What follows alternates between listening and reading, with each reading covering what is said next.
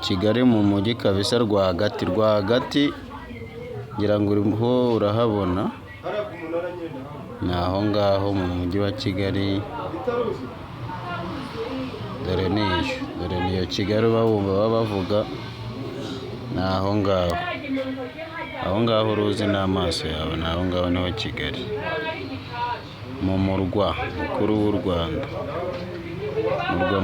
Rwanda, kabisa, ni aho ngaho. Ni aho barimo bavugurura, bagura ibintu bishya, ngira ngo nawe ariko twereka twimanukire tujya ku Muhima. Ubwo ni aho ngaho, iyo ni rompo ya mbere turangije, turafata n'iya kabiri dukomeze. Ngayo nguko ngiyo Kigali, kandi ukande subscribe, please subscribe.